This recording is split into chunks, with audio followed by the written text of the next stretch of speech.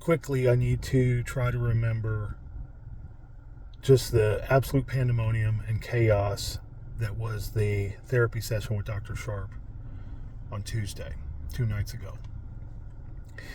So I was definitely triggered by the whole thing. It all stemmed from Jessica forgetting to pick up our son and not answering her phone, which was really the problem for me, that she didn't answer her phone and has a reputation for not reliably answering her phone.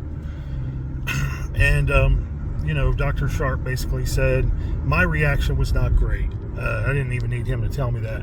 I was aware as it was leaving my mouth that it was not great, because what I said to Jessica is, if I was dying on the side of the road in a car accident, I'll call you and it'll go to voicemail. That seems to be the way that things will happen. So, over the top, sardonic, acidic, and I was aware of that. And I could have handled it differently. I could have said, it's okay, we got through it. I could have just basically brushed it off. But that's not the first time that Jessica, I've maybe even been in emergency situations on the side of the road or whatever, and she doesn't answer her phone. And she went on to say, at work, that she doesn't like interruptions at work, which, sometimes throughout the day, maybe once in a while I'll call on my lunch break, or sometimes send little texts. And so she said that was an irritation. I mean, she didn't say it about me specifically. She just said about these, interruptions, that she doesn't like them. She doesn't like things breaking her focus while she's at work. She doesn't like to answer her phone while she's at work. And my argument or point was that we still have kids. We have one who's still in school. There could be an emergency, and somebody has to answer their phone. Like, somebody has to be reliable and answer the phone, and I guess that's me. And but the point, as time is going on, and I'm thinking about what she said about the interruptions, and I told Dr. Sharp about, we had this scheduled kind of mandated date that we were supposed to have, that we went out on a Saturday. We sat in a little cafe, and the people all around us were having conversations. Like, that's what I noticed, is that people on the tables around us, they were all talking. They were all having conversations. And Jessica didn't say anything to me. And I tried to initiate a conversation by saying, what's foremost in your mind right now? What are you thinking about right now while we're sitting there, eating a pastry and sipping on coffee? What's happening with you? And she started talking about the money in the bank, and what are we going to do with it? And, like, that was what she was thinking about, I guess, was the money. And that was really it. We had this kind of, like, the conversation dies. So, like, when I think of conversation, I think of it as, like, being a kid and throwing a ball. One person throws the ball and the other person has to throw the ball back, otherwise the game ends. And Jessica doesn't seem to understand that, or her excuse is that I'm just too hard to talk to. And actually, in our session on Tuesday, she actually said, well, we know each other so well, and I wanted to get up and walk out, because that is so stupid a thing to say. The reason we can't have a conversation is that we've been together for so long. Therefore, the conversation, we already know everything about each other. She doesn't know a lot of shit about me. There's things that I don't tell her because of the way that she's reacted in the past. She doesn't really know much about, like, my sexual desires. Even spiritual things. I'm careful about sharing with her, because she reacts in ways that are not predictable for me, that seem over the top. And so that really upset me. And then, like, she recounted this when we went to pick Winston up. We had to go to Fayetteville for some reason, and our second son, Ryan, was driving. He doesn't have his license yet, so he was driving. And I was just trying to make some conversation happen. And I happened to see a lottery sign, and it was, for whatever amount it was. And I said, well, what would you do if you had $100 million?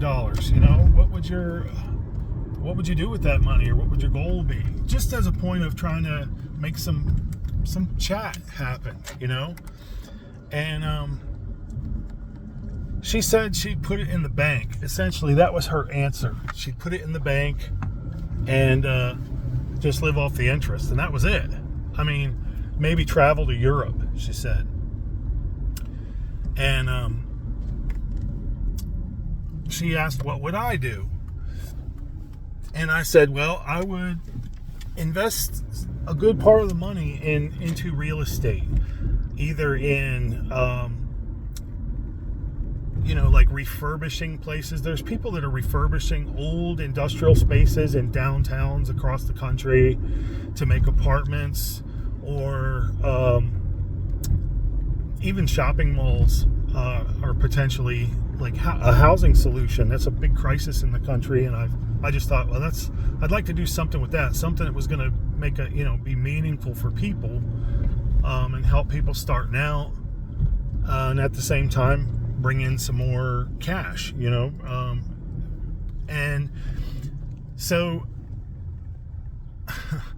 the funny thing was, that was me attempting to make conversation, and the boys didn't say anything. Their brains are just like fried on social media and I guess video shorts and everything. The kids have no imagination, and their attention span is about as long as a baby's wang, and they just can't. They didn't even say anything. They just went, oh. And but we were recounting this, and she was trying to tell the story about how I tried to make conversation, and she couldn't remember what I said I would do with the money. She could not recall what I said I would do, if and what would be important to me, and sort of demonstrating that she ain't listening. And then it happened again in the very same session. I had said, I've been saying this again and again and again, and I was upset. I'm frustrated. I'd been saying again and again and again in our therapy sessions that I don't want whether the relationship goes or doesn't go, I don't want that to depend solely on me. Okay, so I don't want to be the bearer of all the responsibility of trying to make connection happen, trying to schedule events to go to, conversational things. I just don't feel like that's fair for it to all be on me. And then for her to express dissatisfaction when it's not according to her liking, or she doesn't feel like her needs are being met, or whatever. So,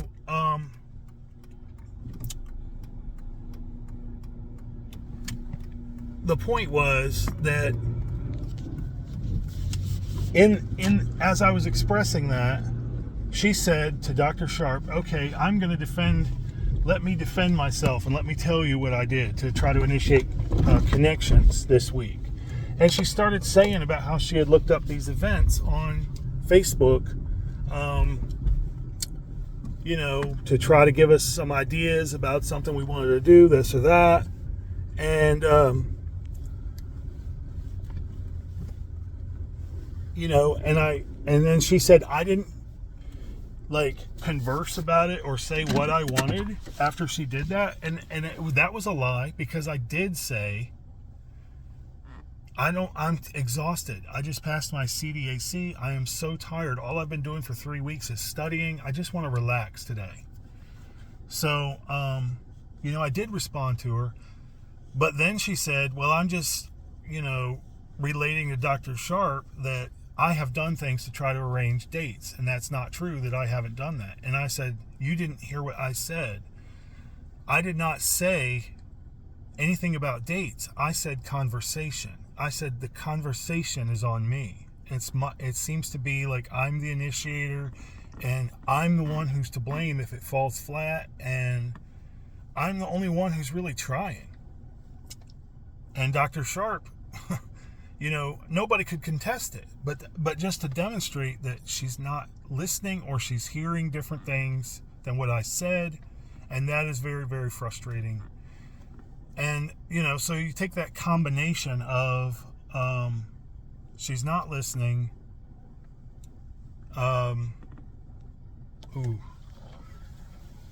she's saying that conversations or attempts at text or whatever are a distraction to her, and that work is taking priority. And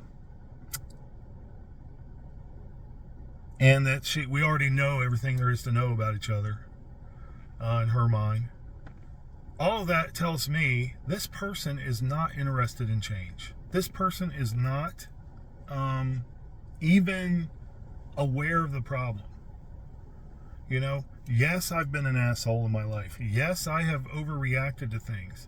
But behind all that is frustration, because I have not changed what I'm saying. I've been saying the same stuff for 30 years. And so for me, it's like, I'm not going to go around life miserable. I'm not going to, but I just don't see how there can be a relationship. I don't understand how there can be a connection without conversation. I need someone to explain that to me. So for me, I'm just thinking, what do I need to do for myself? What do I need to do? I need to make some real connections with people. And I need people that I can talk to, who aren't just trying to use me, or aren't just bitching to me about all their problems, and never listening to mine. I just need to make a few connections with people and figure out how to do that, which is a challenge. I got irritated and I deleted I shut down and removed all the apps for my social media, just because I'm like, this is holding me back. I'm just looking at the things that are holding me back and figuring out, what do I need to do to move forward. Well, I want to get those thoughts down so I don't forget them.